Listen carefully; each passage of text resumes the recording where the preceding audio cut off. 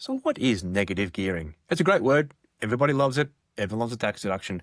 But what actually is it? Okay, here's the maths. It's quite simple. Let's say you buy an investment. That investment is going to generate you income. Okay, that's step one. Step two is you borrow against that investment.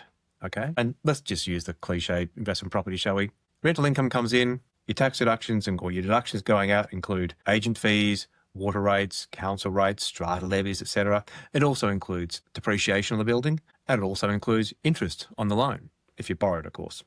The total amount of deductions you've got is greater than the total amount of income, meaning that you've got a tax loss. And luckily, in Australia, that tax loss is offset against other income, reducing your overall income. So that's negative gearing.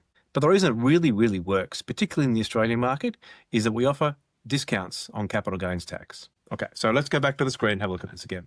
I've got income coming in of, say, $100. I've got deductions, such as agencies, gardening, strata levies, etc., of, let's say, $80.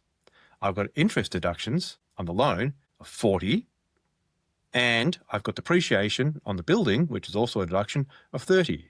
That means I've lost $50. That $50 can be offset against my other income, so salary and wage, reducing my overall tax expense. When I go to sell a property, though, I get a deduction on my capital gain. And so what does that mean? Well, it means if I'm making top marginal rate, I've got a 48% tax saving because that top marginal rate, $50, which saves me $25 in tax, refund I should say. When I sell the property, I'm only paying effectively 25 cents the dollar because I got half a capital gains tax. So I've got a big tax deduction of 48 cents the dollar. I pay capital gains at 25 cents the dollar. So roughly speaking, I'm saving 23 cents in the dollar.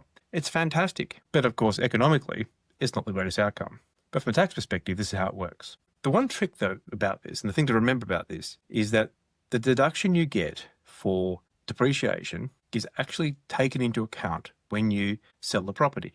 So what do I mean by that? Okay, let's use a little example, right? Let's say I buy the property for $100. Okay? I hold the property for 5 or 10 years, and let's say I tax deduct $30 of depreciation. That means my current value today is $70 from a tax perspective. I then sell my property for $200. Ooh, got a gain of $130. How did I get to $130? Well, I bought it for $100. I tax deducted $30. That gives me $70. And I sold it for $200, which means that $200 minus $70 is $130. But you're thinking to yourself, I bought it for $100 and sold it for $200. Surely my gain's $100. That's not how it works. Fortunately, the tax depreciation is deducted from or added back to the capital gain. Now, does this still work economically and from a tax perspective? Absolutely. Because you've got $30 of tax deduction at 48 cents the dollar, and you're paying capital gains at half that rate. So overall, you're much better off. So as long as it's in place, and one day it will end, government pressures and budget pressures will mean that negative gearing will probably end at some point in the future. But as long as it's there, you're getting a wonderful, wonderful tax arbitrage between those two things.